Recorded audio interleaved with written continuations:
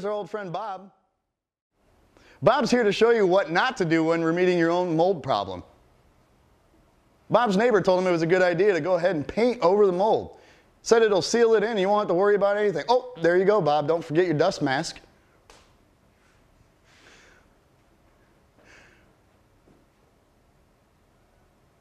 Oh yeah, get it airborne. Nice strokes.